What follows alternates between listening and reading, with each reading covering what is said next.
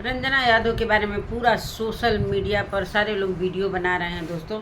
कई दिनों से ये बहुत ही चर्चा में है, बहुत ही गर्म माहौल है।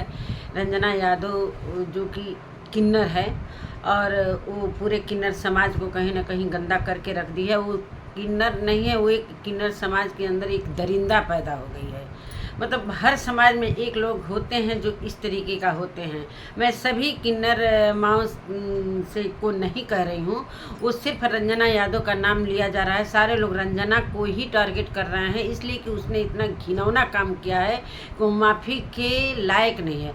हेलो दोस्तों, नमस्कार। मैं सुमन आपका स्वागत करती हूँ अपने यूट्यूब चैनल में। उम्मीद करती हूँ आप लोग बहुत अच्छे होंगे। तो दोस्तों बढ़ते हैं वीडियो की तरफ। वीडियो पूरा देखिएगा दोस्तों। मैंने उस लड़की का पूरा इंटरव्यू देखा है। जिस चैनल पर उसने इंटरव्यू दिया है उस चैनल को मैं खोजी हूँ, और खोजने के बाद उसका पूरा एक एक वर्ड मैंने ध्यान से सुना कि उसके साथ क्या क्या हुआ और क्या नहीं हुआ दोस्तों। तो चलिए दोस्तों, मैं बात करती हूँ कि सारे लोग तरह तरह की बातें कर रहे हैं, कुछ हवा में उड़ा रहे हैं, कुछ किस तरीके से बात कर रहे हैं, लेकिन वास्तव में उस लड़की के साथ गलत हुआ है। सच में उस लड़की को न्याय मिलना चाहिए। मैं उस लड़की के तरफ से ही ये वीडियो बना रही हूँ कि उस लड़की को वास्तव में ही न्याय मिलना चाहिए। किसी गरीब लड़की के साथ ऐसा नहीं होना चाहिए। गरीब हो चाहे अमीर हो, सबकी इज्जत बराबर होती है दोस्तों। सबकी इज्जत बराबर हो, ये इज्जत चला जाता है दोस्तों तो फिर वो कहीं मुंह दिखाने लायक नहीं रहते। इसी तरह उस लड़की के साथ हुआ है। मैंने उसका पूरा इंटरव्यू देखा है। उस भाई का, मैं जो इंटरव्यू लिया है उस भाई का मैंने चैनल खोजा और उनका पूरा इंटरव्यू देखा कि किस तरीके से वो सारी कहानी बता रही है कि उसके साथ क्या क्या हुआ है। वो थाना में गई है, वहीं पर इंटरव्यू दे रही है। जो पत्रकार भाई हैं जो इंटरव्यू ले रहे हैं, पूरा कहानी वो बताई है कि उसके साथ क्या क्या हुआ है। वो बोली कि मैं एक सिंगर हूँ, सिंगिंग करती हूँ, और जो रंजना यादव है ये डांस करती है, जो डांसर है। तो मुझे बुलाती है फ़ोन पर कि प्रोग्राम लगा है, वहाँ पर तुमको सिंगिंग करना है दोस्तों। तो वो सिंगिंग करने जाती है, बुलाती है वो रंजना यादव सिंगिंग करने के लिए वहाँ जाती है। तो कुछ वैसा वहाँ पर सिंगिंग का कोई प्रोग्राम नहीं होता है, वहाँ पर सिर्फ डांस का प्रोग्राम रहता है। तो बोलती है कि चलो सिंगिंग का प्रोग्राम नहीं है तो क्या हुआ, तुम डांस ही कर लेना। वो कहती है मुझे डांस करने नहीं आता है, लेकिन वो कहती है कि थोड़ा सा बियर पी लोगी तो तुमको डांस। वो ज़बरदस्ती उसको बियर पिलाती है। बियर कह रही थी दोस्तों कि बियर हम लोग हल्का फुल्का अपना पर्सनली पी लेते हैं कि थोड़ा गाना गाने में चाहे प्रोग्राम करने में थोड़ा सा ऐसा नहीं महसूस होता है। तो वो बियर पीती है, बियर कुछ ज़्यादा मात्रा में पी लेती है और वो जैसे तैसे डांस इधर उधर करके अटक मटक के करती है। चलिए मानते हैं, चलिए डांस करती है। उसके बाद डांस प्रोग्राम पवई थाना के अंतर्गत ये गांव कोई आता है, उस गांव का नाम वो लड़की क्लियर नहीं बता रही थी। वो पवई थाना के अंदर ही वो गांव आता है और कोई ऑर्केस्ट्रा मालिक है जो मुस्लिम है। मैं नाम नहीं लूँगी उन भाई का, इसलिए कि नाम लेने से कोई मतलब नहीं है। सब उजागर हो गया है तो हर चीज़ का नाम लेना कोई ज़रूरी नहीं है। उस ऑर्केस्ट्रा के मालिक कोई मुस्लिम भाई हैं। तो वहाँ पर जब प्रोग्राम ख़त्म हो जाता है, सभी लोग अपने अपने जगह पर सोने चले जाते हैं। वो भी लड़की एक रूम में अपना चिटकिनी लगाती है और सोने चली जाती है। उसके बाद सारे लोग खाना खाते हैं। फिर इस लड़की को भी स्पेशल रूप से रंजना ने खाना अलग से मंगवाया और उसको खिलाया। और उस खाने में क्या नशीली पदार्थ डाला था उसने, ये क्या हुआ था, वो खाना खाते ही कह रही कि मुझे चक्कर सा आने लगा और मैं मदहोश होने लगी थी। फिर सोची कि अब क्या ऐसा हमको क्यों हो रहा है। फिर वो दरवाज़ा अंदर से बंद करके सोने की कोशिश कर रही थी दोस्तों।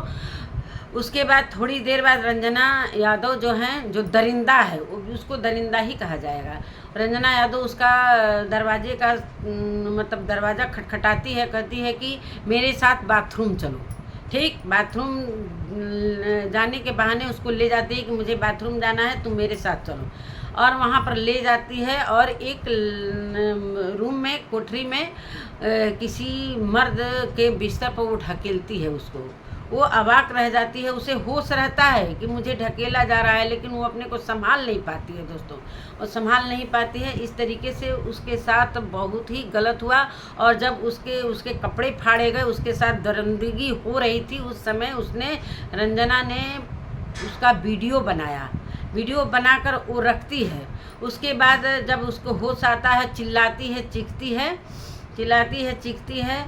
उसके बाद सारे लोग इकट्ठा हो जाते हैं। जो वो ऑर्केस्ट्रा का मालिक होता है, सारे लोग, कई लोग रहते हैं जो उसको नहीं पहचानती हो, चिल्लाती है, कहती है कि मेरे साथ गलत हो रहा है। तो वो लोग कहते हैं कि चलो गलती हो गया रंजना से, कोई बात नहीं है, तुम कंप्रोमाइज़ कर लो। लड़की सोचती है कि इज्जत का सवाल है, लेकिन कहीं ना कहीं अंदर से उसे महसूस हो रहा था कि मेरे साथ कुछ गलत हुआ है। तो उस रात वो कैसे कैसे गुजारती है दोस्तों, वो कंप्रोमाइज़ करके वो अपने घर आती है। ठीक, घर आती है और किसी से ये बात नहीं कहती है। कुछ दिनों बाद, 1 महीना बाद फिर रंजना फ़ोन करती है, उसको बुलाती है। वो कहती है कि मैं अब नहीं आऊँगी, तुम्हारे साथ गाना हो चाहे डांस करना हो। फिर वो कहती है कि नहीं आओगी तो तुम्हारा वीडियो वायरल करूँगी। फिर सोचती है कि कैसा वीडियो वायरल करी, उसको नहीं पता होता है कि वो वीडियो बनाई हुई है। उस दोस्तों जब वीडियो वायरल करने की बात कहती है दोस्तों, तो वो कहती है कैसा वीडियो, फिर वो अपने चैनल पर अपलोड भी कर देती है। जो वीडियो बनाई रहती है, वो कह रही थी कि वो लड़का हट्टा खट्टा था, मजबूत था, मेरे दोनों हाथों को पकड़कर मुझे ऐसे पटक रहा था और मेरे कपड़े नोच रहा था, फाड़ रहा था कि मैं एकदम स्तब्ध रह गई थी। दोस्तों ये सुनकर कहानी मतलब जैसे लग रहा है अंदर से रोंगटे खड़े हो गए हैं। उसकी मतलब उस रात की दरिंदगी उसके साथ जो हुई, वो लड़की किस तरीके से इतने दिन बर्दाश्त करके थी। जब रंजना यादव ज़्यादा अत्याचार करने लगी कि तुम नहीं आओगी तो तुम्हारा वीडियो वायरल करूँगी, और सचमुच में वो अपने चैनल पर वीडियो वायरल करती है। वो देखती है, धमकी तो दी थी, वो देखती है कि सच में ही तो वीडियो डाल दी। फिर उसके बाद वो मिन्नतें करती है कि ऐसा क्यों हमारे साथ कर रही हो। फिर कहती है कि फिर हमारे साथ तुम काम नहीं करोगी तो दूसरा वीडियो डालूंगी। इस तरीके से 2 वीडियो उसने बनाया था दोस्तों। पूरी कहानी मैंने उसका सुना, पूरे उनके चैनल पर न्यूज़ वाले भैया के चैनल पर मैं गई, पूरी कहानी सुनी, और इस तरीके से वो वीडियो वायरल करती है। तो इसलिए वो लड़की सोचती है कि अब तो मेरा पूरा इज्जत का धज्जी उड़ ही गया, तो मैं क्यों ना अपने लिए न्याय मांगने के लिए वो थाने पर, बक्सा थाने पर जाती है न्याय मांगने के। ये रंजना यादव लड़का है, दीपक यादव, जो कि दिल्ली में जाकर और वहाँ पर अपने को लड़की मतलब जो भी सर्जरी वगैरह कराया होगा, लड़की जो अपने लड़की का रूप दिया है और अपना नाम बदल के रंजना यादव किया है। बक्सा थाने की है ये, जौनपुर कोई गांव है, दरियावगंज गांव की ये रहने वाली है दोस्तों, सभी लोग जानते हैं। वो बार बार वीडियो में कहती है, पहले तो बहुत रो रो कर कहानी कहती थी कि मेरे साथ ऐसे हुआ था वैसे हुआ था, 8वीं क्लास तक पढ़ी थी, माँ के साथ थी, बाद में हमें किन्नर ले जाने लगे तो मैं नहीं जाना चाहता। तो बहुत कहानी है उसके साथ उसका दोस्तों। तो इस कहानी को कहने से कोई मतलब नहीं है। वो जो न्यूज़ वाले भैया हैं, वो बक्सा थाने के मनोज थानेदार हैं, जो उनसे रिक्वेस्ट करते हैं, उस लड़की को न्याय दिलाने की कोशिश करते हैं, और वहाँ पर ही वो अपने जो भी उसके साथ हुआ रहता है रिपोर्ट लिखवाती है। इस दौरान और पूरा सबूत के साथ वो गई है, इसीलिए वो इतनी मजबूत है।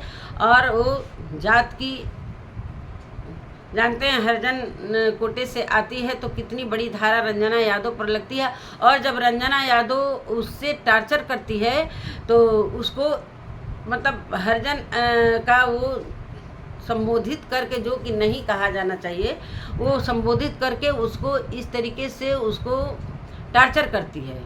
तो इस बात को लेकर वो थाने में सारा रिपोर्ट लिखवाती है, जो कि हरिजन एक्ट इसके पर लगाया गया है रंजना पर। ये पूरे दरिंदा है, पूरी तरीके से दरिंदा है तो लड़का ही, नेचर से तो लड़का ही है। भले किन्नर है, किन्नर में भी 2 प्रजाति के लोग होते हैं, एक लड़की एक लड़का। तो ये पहले लड़का थी, अपने को लड़की सर्जरी द्वारा करवाई, लड़की बनवाई अपने को, उसके बाद से ये डांस वगैरह करने लगी दोस्तों। तो इसका यही काम है, और इस तरीके से कई लोगों से प्रताड़ित करके धंधा करवाना चाहती है, और कई लोग इसी तरह कंप्रोमाइज़ करके दबे हुए हैं। और इसी तरह ये भी लड़की कुछ दिनों तक दबी हुई थी। जब वीडियो वायरल करने लगी, धमकियाँ देने लगी इसको, तब जाके ये इसका दिमाग में ये आया कि क्यों ना हम जाकर कानून का सहारा लें कि मेरे साथ ये बहुत गलत हो रहा है दोस्तों। इसीलिए उसके ऊपर हरिजन एक्ट धारा लगा है, जो बहुत बड़ा धारा होता है। ST80 धारा लगा है।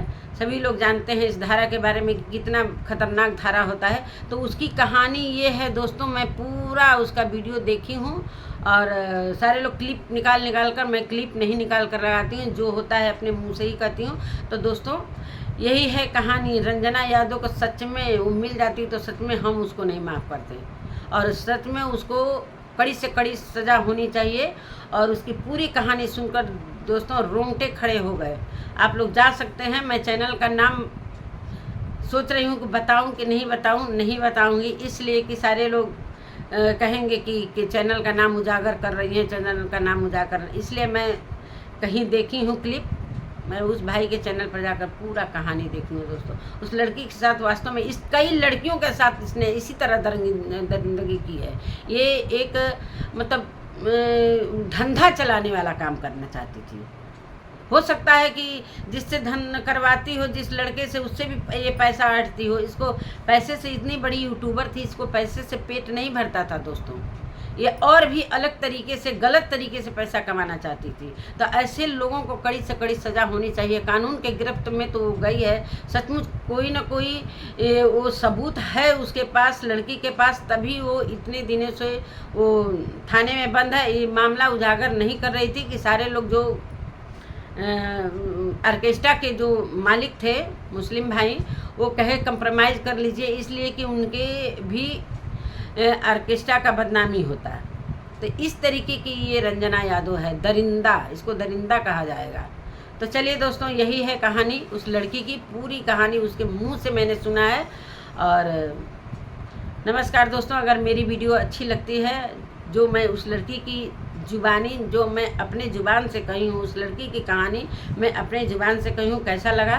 और अगर उस लड़की को आप लोग भी न्याय दिलाना चाहते हैं तो प्लीज़ उसके तरफ से वीडियो बनाइए, उसको न्याय मिलना चाहिए। मैं उसी के तरफ से अब वीडियो बनाऊंगी, इसलिए कि मैंने उसकी कहानी पूरी तरीके से क्लियर सुना है, क्लियर।